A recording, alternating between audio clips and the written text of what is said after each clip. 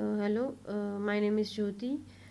As we know that there was an evacuation plan for the Indian people in Wuhan to go back to India.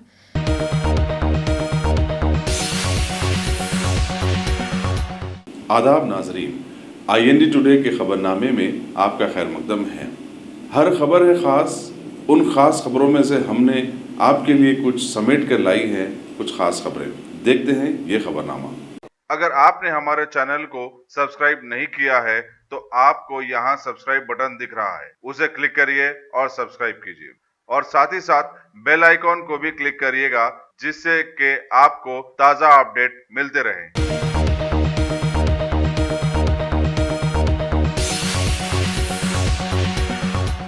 एक 22 साल लड़की समेत आंध्र प्रदेश के 2 नौजवान जिनकी शादी इस माह तय थी, कोरोना वायरस के सबब चीन में ही फंसे हुए हैं। उन्होंने वतन वापसी के लिए हुकूमत से पुरजोर अपील की। एम नागा ज्योति और सत्या साई कृष्णा को, जो वहां रुके हुए हैं, कल एयर इंडिया की इस फ्लाइट में सवार होने से रोक दिया गया, जिसमें 323 अफराद को हिंदुस्तान वापस ला लिया गया क्योंकि उन्हें शदीद बुखार था। ज्योति का ताल्लुक कन्नूर से है और उसकी शादी 14 फरवरी को मुकर्रर है। ज्योति ने कहा कि चीनी हुक्काम ने उनके कोरोना वायरस से मुतासिर होने की तौसीक नहीं की, इसके बावजूद उन्हें फ्लाइट में सवार होने से रोका गया। बताया जाता है कि आंध्र प्रदेश के हनूस 10 बाशिंदे चीन में ही हैं जिनका तखलिया करवाना है। Hello, my name is Jyoti. As we know that there was an evacuation plan for the Indian people in Wuhan to go back to India. Yesterday, there was a first flight, and me along with my colleagues, 58 members, were supposed to take the flight, but I couldn't take the flight along with one of my colleague because we had a high body temperature, a bit raise in a body temperature, and we were asked to stop and not to take the flight. They said that we can take the next flight, but today at the afternoon they called and said that we are not even allowed to take the flight because of that yesterday's body check and a bit high temperature. um, in our entire batch only we two people are left behind with we are struck. We the Chinese people didn't assure neither deny that we are having any virus. We here like we are ready to prove that we don't have any virus because we don't have any symptoms. We had just a raise in our body temperature. It was not that high. It was just some 37.5 degrees, which was because of due to some physical activities or and then some strain at that time, and due to we were panic a bit, but the temperature now is stable and we don't have any other symptoms regarding this coronavirus. So we request our government to take us back to India, and for that we are ready to prove ourselves that we don't have any symptoms or symptoms regarding the virus, and we are safe and healthy. So I request the government to take us back to India. Thank you.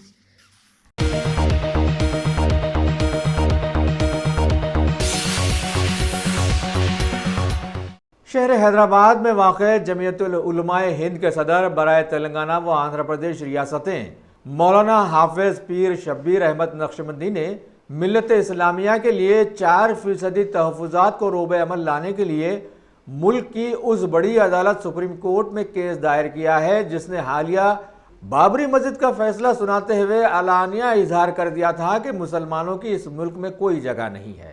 वैसे इस case की पैरवी supreme court के मशहूर advocate Rajiv Dhawan को सौंपी गई है और कल इसकी सुनवाई की तारीख दी गई है और आवाम से इस मौके पर गुजारिश की गई है कि वो इस केस की कामयाबी के लिए दुआएं करें। बिस्मिल्लाहिर्रहमानिर्रहीम। आज रिजर्वेशन के ताल्लुक से 4 फरवरी को 2-4 दिन में उन्होंने ऐलान किया कि जो है हम दस्तूरी बेंच में इसको ला रहे हैं, 4 तारीख को शुरू होगा। ये रिजर्वेशन जो है 2004 में यहाँ पे मैडम आई थी सोनिया जी, मीटिंग हुई थी रियासती जमीयत उलमा की, और उसके अंदर जो है ना DS साहब भी मौजूद थे, DC नवाज साहब, और जो है ग़ुलाम नबी आज़ाद भी थे, और जो है मोहम्मद अली शब्बीर साहब भी थे, मैडम भी थे। जब हम लोगों ने बात किया और ये कहा कि अगर आप हमको रिजर्वेशन देते हैं तो हम आपकी तायद करेंगे, तो उन्होंने कहा कि हम हमारी हुकूमत जब आएंगी तो आपको रिजर्वेशन देंगे। तो उन्होंने जो है ना 14 मई को 2004 में हलफ लिया, और 2000 जो है ना 27 मई को उन्होंने जो है हम लोगों ने मुलाकात की, तो उन्होंने हमारी मौजूदगी में रिजर्वेशन का सबसे पहले ऐलान किया, और उसके अंदर उन्होंने ऐलान किया, और उसके बाद जो कोर्ट में गया वो 5% रिजर्वेशन ऐलान किया था। कोर्ट में गया तो कोर्ट ने कहा कि 51 हो गया, लिहाजा इसको ये 51 है, नहीं दे सकते। फिर जो है ना राज सेक्रेटरी साहब ने इसको 4% कर दिया। उसके बावजूद भी जो है ना जो ताकतें हैं, फ़िरक़ाबरस्त ताकतें, उन्होंने फिर कोर्ट में गया कि रिजर्वेशन मुसलमानों को नाम पे नहीं दे सकते, हालांकि ये पसमानदा तब मुसलमानों को दिया जा रहा था। खैर यहाँ पर हम लड़े, यहाँ से फिर सुप्रीम कोर्ट गया, सुप्रीम कोर्ट में भी लड़े। उस वक़्त हमारे जो है ना वकला मौजूद थे, जो है ना उसके बाद जो ना फिर जो है ना हाई कोर्ट आया, 5 जज उनका, फिर यहाँ से जो है सुप्रीम कोर्ट गया। तो उस वक़्त जो है ना उस वक़्त के CM साहब रोशिया साहब थे, क्योंकि राज सेक्रेटरी का हादिसा हो गया था, तो CM साहब रोशिया साहब थे। उन्होंने फिर जो है ना कोर्ट में, सुप्रीम कोर्ट में हम भी लड़े, वो भी लड़े। तो उस वक़्त ये हुआ कि स्टे मिल गया था। तो तकरीबन 15 साल से 15 साल से ये रिजर्वेशन चल रहा था, जिसमें तकरीबन 1200-1500 तलबा जो है डॉक्टर बने, लाखों इंजीनियर बने, आला तालीम हासिल किए और आला ओहदों पे पहुँचे, नौकरियाँ मिली, सब कुछ मिली।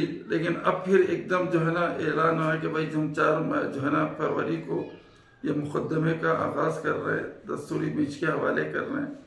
तो अब हमने जो है हम ऑन रिकॉर्ड जो है हमारे वकील साहब हैं शकील अहमद सैयद साहब, और हमने जो है ना ये राजू धवन साहब से गुजारिश की थी।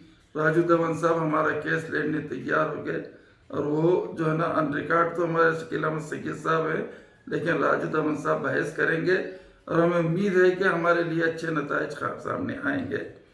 हम पूरे इस वक्त जो रिजर्वेशन मिल रहा, आंध्रा में भी मिल रहा, तेलंगाना में मिल रहा, तो हम पूरे जो ना दोनों रियासतों के अवाम से अपील करते हैं, खुसूसन मुसलमानों से, कि दुआएं करें कि अल्लाह ताला हमारे हक़ में फ़ैसला करें, ताकि गरीब और पसमानदा मुसलमान डॉक्टर बने, इंजीनियर बने, आला ओहदे पे पहुँचे।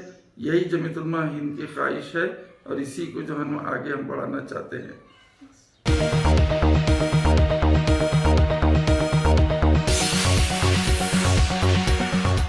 गाजी kidney centre and multi speciality hospital, गुर्दे और बवासीर के इलाज का 40 साल मशहूर हॉस्पिटल, जहां हजारों पेशेंट्स क्योर हो चुके हैं। Doctor Husaini international national award winner और दूसरे डॉक्टर्स और लेडी डॉक्टर्स की जेर खिदमत गुर्दे के तमाम अमराज का मुकम्मल ट्रीटमेंट किया जा रहा है। गुर्दे फेल हो चुके हों, डायलिसिस करवा रहे हों, याद रखिए डायलिसिस कोई इलाज नहीं, इससे 1% भी गुर्दे रिकवर नहीं होते। हाँ, डायलिसिस टेम्पररी रिलीफ दे सकता है, लेकिन हमारे ट्रीटमेंट से गुर्दे फिर से फंक्शन में आ सकते हैं। गुर्दे श्रिंक हो गए हों या सिस्ट हो, गुर्दे की पथरी हो, कैसी भी गुर्दे की तकलीफ हो, या पाइल्स यानी बवासीर, चाहे ब्लीडिंग हो या कोम, बगैर ऑपरेशन मुकम्मल क्योर ट्रीटमेंट का एक ही centre, Ghazi kidney centre, DLRL main road, opposite Vikas high school, Chandrayan Gutta, Hyderabad. Cell 9966930824 या 9391326261।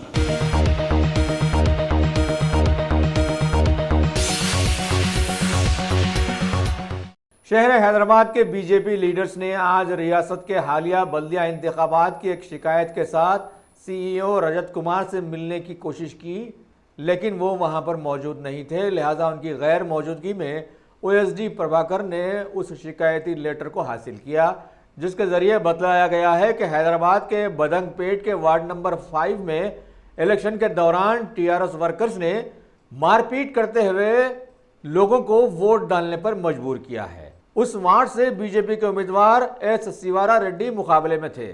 इसके बाद टीआरएस पर यह इल्जाम भी लगाया गया है कि इस तरह से इस पार्टी ने बल्दिया में जीत हासिल की है।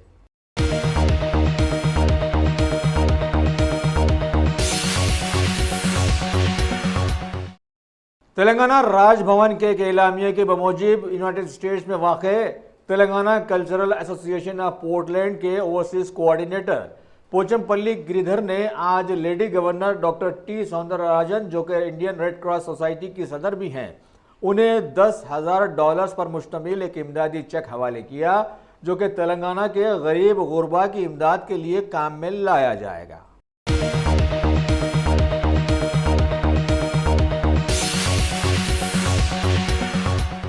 GHMC commissioner DS Lokesh Kumar ने आज एक इजलास में शहर के कई गैर कानूनी तामीरात को ढा देने का इद्दिया किया है और बतलाया कि कई जगहों से आवाम की कई शिकायत इस सिलसिले में मौसूल हो रही हैं, लिहाजा आवाम को होशियार बाश किया गया है कि बिना एलआरएस परमिट के कोई भी तामीरात को रोबे अमल ना लाएं, वरना वो सभी अपने किए के खुद जिम्मेदार रहेंगे।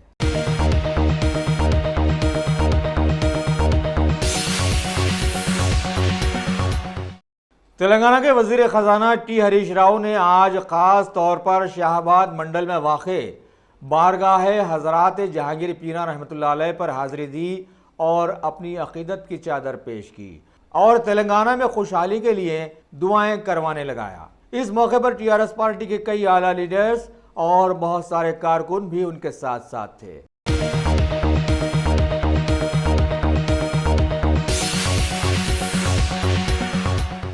तेलंगाना के वजीर सेहत इटाला राजेंद्र ने आज सिकंदराबाद के गांधी हॉस्पिटल का हंगामी दौरा करते हुए चाइना के मशहूर कोरोना वायरस के फैल जाने वाले मुश्तबा माहौल के दौरान बतलाया कि इस वायरस की रोकथाम और जांच के लिए फौरी दवाखाने में एक टेस्ट सेंटर कायम कर दिया गया है, जिसमें वायरोलॉजी लैब के साथ साथ बहुत सारी दीगर सहूलियात भी रखी गई हैं।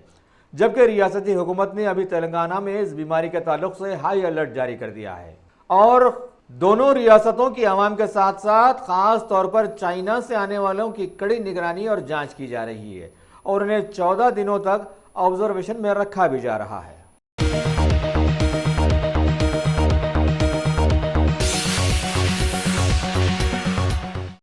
शहर हैदराबाद के कुछ समाजी खिदमतगार हयात हुसैन हबीब और उनके दोस्त अहबाब ने आज हल्का मलकपेट के सलीम नगर के बहुत सारे इलाकों में वाक़े 10वीं जमात के तुलबा और तालिबात में 10वीं जमात के क्वेश्चन बैंक बुक्स तकसीम किए, जो कि आज के माहौल की अशद ज़रूरत समझा जा रहा था।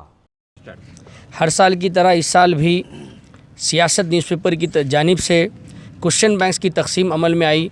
वाहिद नगर, सलीम नगर, अफजल नगर में ये जो बच्चों को दिए गए हैं, ये यहाँ के लोकल बच्चे हैं, इसमें हर मज़हब के बच्चों ने हिस्सा लिया और कामयाबी आने वाले एग्ज़ाम के लिए हमारे लिए भी उन्होंने थैंक्स किया। और जनाब जाहिद अली ख़ान साहब की जो काविशें हैं कौम के लिए और सारी आवाम के लिए, उसके लिए भी यहाँ के बच्चों ने जो है ना अपने तासुरात बयान किए और वो हमें बहुत अच्छा लगा। ऐसे ही सियासत पेपर का जो हर साल जो क्वेश्चन बैंक जाता है, जिससे बच्चों को बहुत ज़्यादा सपोर्ट होती है, वो सपोर्ट हर स्टूडेंट को जो होने की वजह से कई बच्चे इससे कामयाब होते हैं और इससे मदद हासिल करते हैं। फिर से हम एक बार टीआरएस मलकपेट सारी टीम जाहिद अली ख़ान साहब का और उनकी पूरी टीम का शुक्रिया अदा करते हैं कि वो बच्चों में शऊर बेदारी के लिए, एजुकेशन को आगे बढ़ाने के लिए जो अपने एजुकेशन सेक्टर में या कोई और सेक्टर में, सोशल सर्विसेज में जितना भी वो अपना टाइम और अपना वक्त दे रहे हैं, वो कौम के लिए एक गुरूर की बात है और ये बहुत अच्छी बात है। Thank you. నమస్కారం. ఇలా ఓల్డ్ మలక్పేట్ అఫ్జల్ నగర్లో ఎస్ఎస్సి క్వశ్చన్ బుక్స్ పంచినాం మేము. సియాసత్ పేపర్ వాళ్ళు డిస్ట్రిబ్యూట్ పెట్టారు మాకు. Old Malakpet division president Kamesh ఆధ్వర్యంలో और बीसीसीएल प्रेसिडेंट बाबा गौड़, మన మైనార్టీ ప్రెసిడెంట్ रहमान भाई और याकतपुरा प्रेसिडेंट चौनी प्रेसिडेंट आबिद भाई और अबीब भाई इंचार्ज टीआरएस लीडर है ना, చౌని మేమందరం కలిసి ఇక్కడ ఓల్డ్ మలక్పేటలో 10th మన క్వశ్చన్ పేపర్స్ అన్ని బుక్స్ పంచినాం మేము. ఆయన ఆధ్వర్యంలో చేసాము. మంచి కార్యక్రమం చేయాలని ఇంకా ఫర్దర్గా అన్ని మంచిగా చేయాలని కోరుకుంటున్నాం.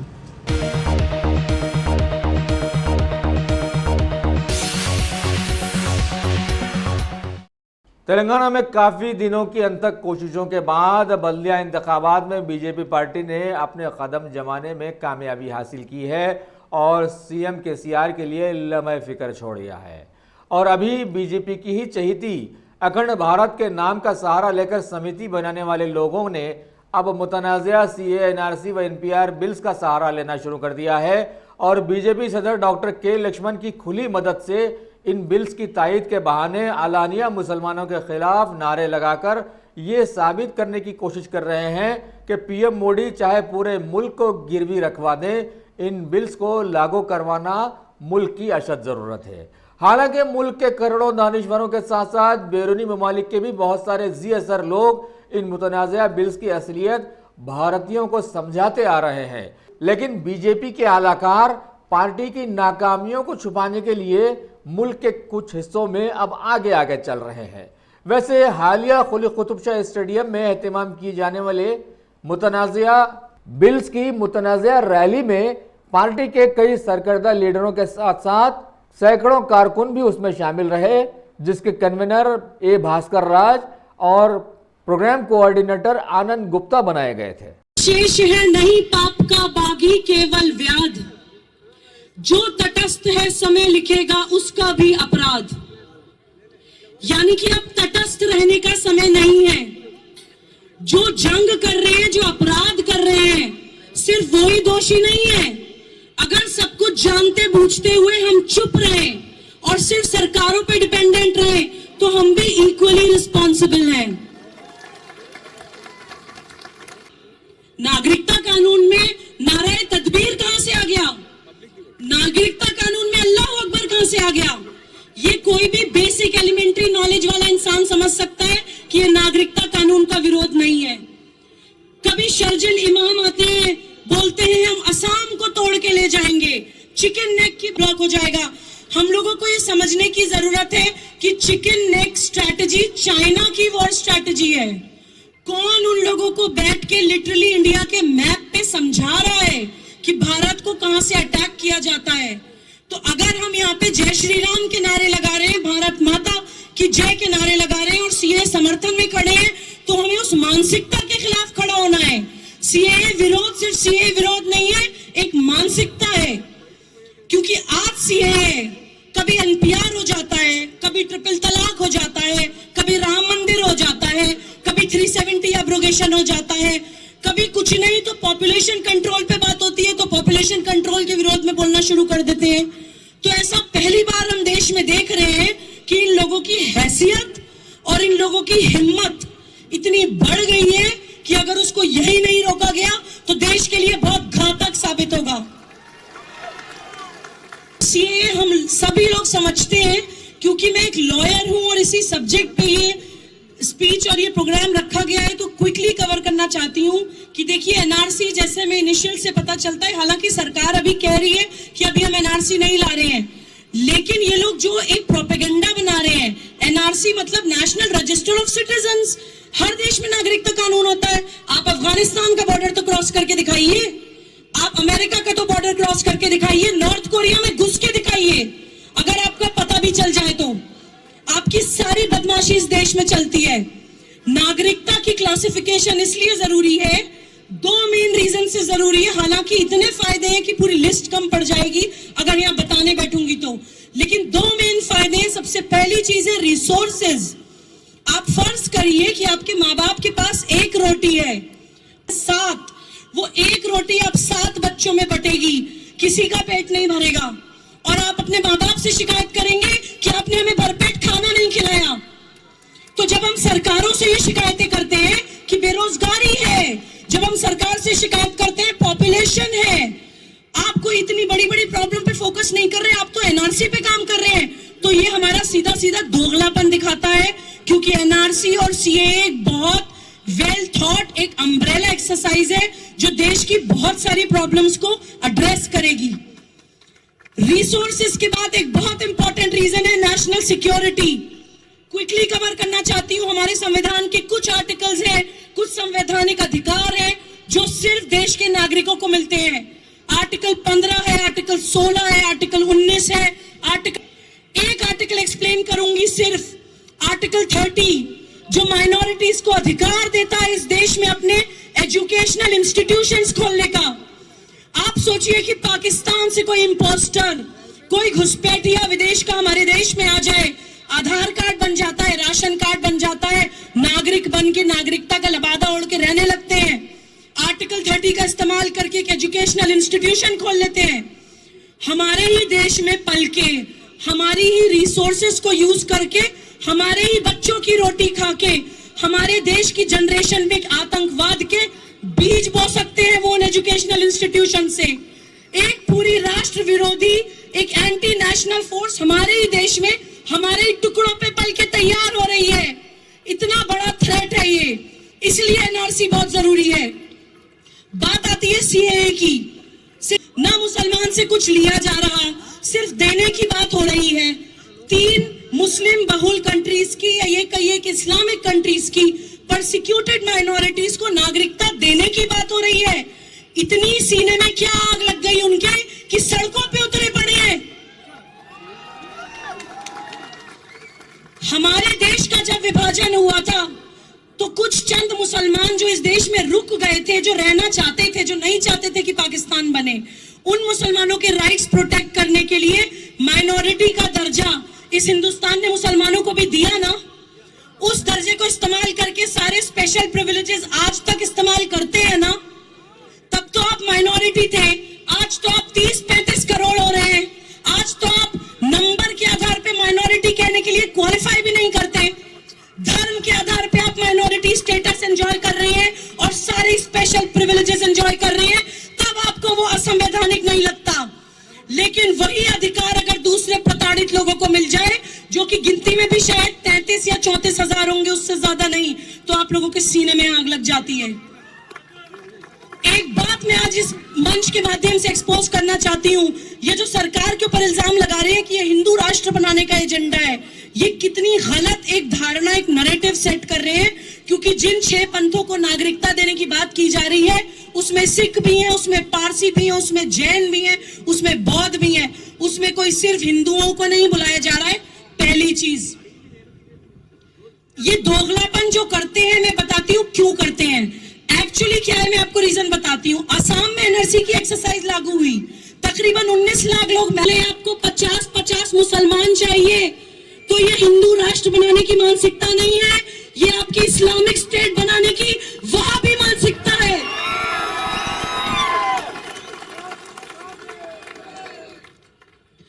अब एक बात मैं आपको बताना चाहती हूँ कि जब ये इतना ही क्लियर है, अभी एक लेडी ने स्पीच दी कि बैरिस्टर है, उनको समझ नहीं आ रहा, वो कैसे हाथ से जाने देंगे। एक कानून जो पार्लियामेंट के दोनों हाउसेज में प्रॉपर कॉन्स्टिट्यूशनली एंड लीगली पास होके आया है, उसका विरोध ये लोग कर रहे हैं और देश में अराजकता जो फैल रही है, उसके पीछे एक मेन रीजन है, उसको प्लीज जानिए। क्योंकि आज सीएए, कल कुछ और होगा, परसों कुछ और होगा। कितनी सारी देश विरोधी ताकतें लगी हुई हैं हमारे भारत को, हमारी भारतीय संस्कृति को तोड़ने के लिए। आज से नहीं लगी है, हजारों सालों से लगी है। कुछ पॉलिटिकल पार्टीज हैं, कुछ टेरर ऑर्गेनाइजेशंस हैं, कुछ इंटेलेक्चुअल टेररिस्ट हैं, अर्बन नक्सल्स हैं, वामपंथी हैं, सोशलिस्ट हैं, कम्युनिस्ट हैं, इंटरनेशनल पावर्स हैं। ये सब लोग हमारी ताकत से डरते हैं। ये जानते हैं कि भारत अगर अपनी ताकत पहचान गया तो उसको विश्व गुरु बनने से कोई नहीं रोक सकता।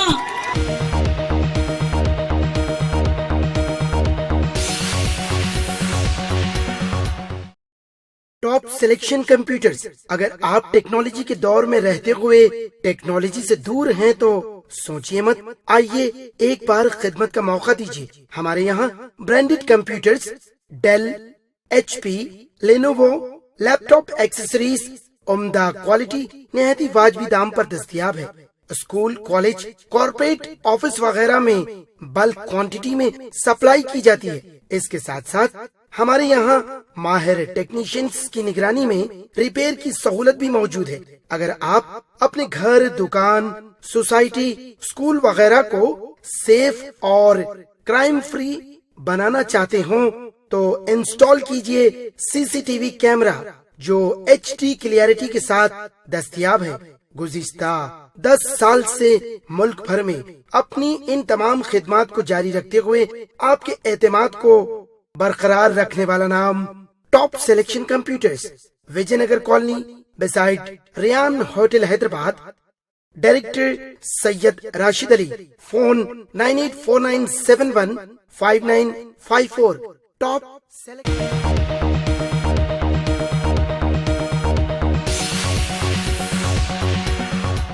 जिले रंगारेड्डी के मोइनाबाद मंडल की चिलकूर विलेज सड़क पर आज एक खानगी बस हादसे का शिकार बन गई, जिसमें नलगुंडा महात्मा स्कूल के 66 तुलबा और 10 स्कूल का स्टाफ सवार था। खबर दी गई है कि इस हादसे में 10 तुलबा शदीद जख्मी हो गए, जिन्हें करीबी हॉस्पिटल में फौरी भर्ती करवा दिया गया।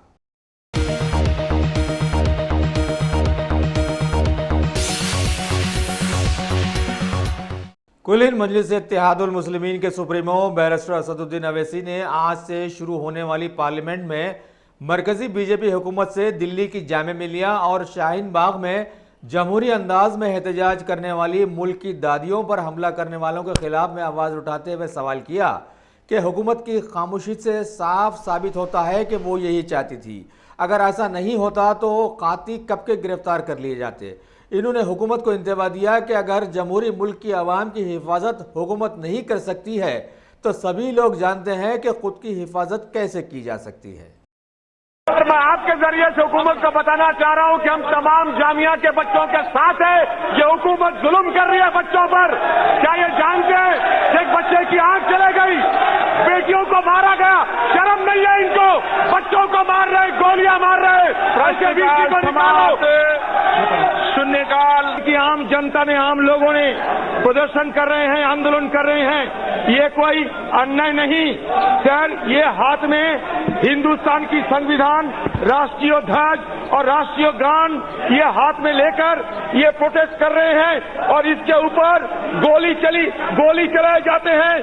बेरहमी से हिंदुस्तान को, आम लोगों को खून किया जाते हैं।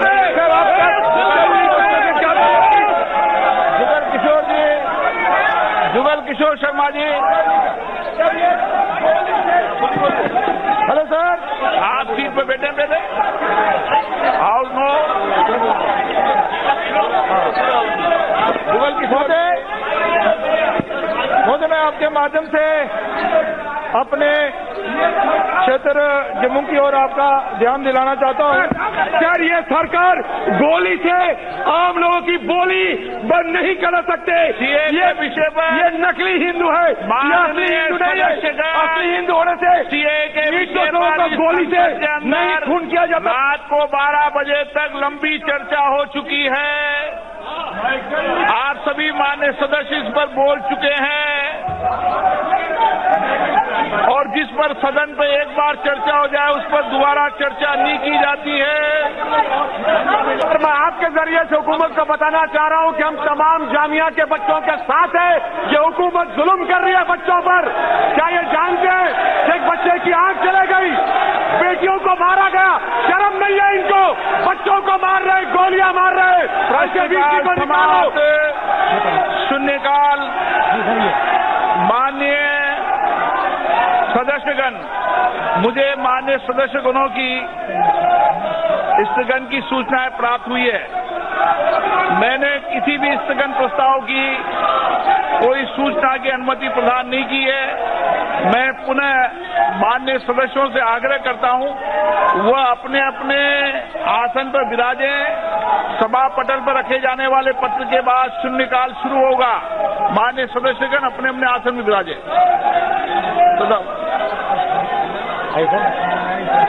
Item number 2।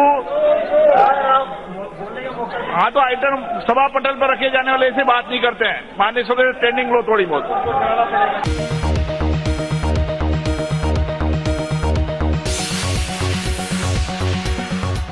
पाकिस्तान ने चीन से 2 फ्लाइट के मुल्क में लैंडिंग करने के बाद चीन के लिए अपनी फिजाई सर्विस बहाल कर दी है। कोरोना वायरस के फैलने के बाद ये सर्विस बंद कर दी गई थी, जबकि एयरलाइंस ने भी कम से कम 40 पाकिस्तानियों को अपने मुल्क वापस लाया है। पाकिस्तानियों की चीन से आमद पर वज़ीर-ए-आज़म के मददगार जफर मिर्जा ने उनका इस्तकबाल किया और कहा कि इन तमाम के तिबी मुआयने किए जाएंगे। अब तक पाकिस्तान में कोरोना वायरस से मुतासिर होने का एक भी वाक़या रिपोर्ट नहीं हुआ है, जबकि हिंदुस्तान, श्रीलंका और दूसरे ममालिक के कई लोगों के मुतासिर हो जाने की इत्तलात मिली हैं।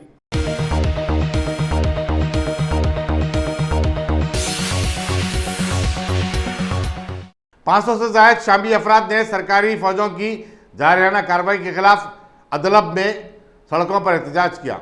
उन्होंने तुर्की से अपील की कि वो अपनी सरहदों को पनाह गज़ीनों के लिए खोल दे ताकि वो जर्मन को जा सकें। उन्होंने कहा कि वो बशर अल-असद की हुकूमत के मजालिम से फरार होना चाहते हैं, वो तुर्की में रहना नहीं चाहते।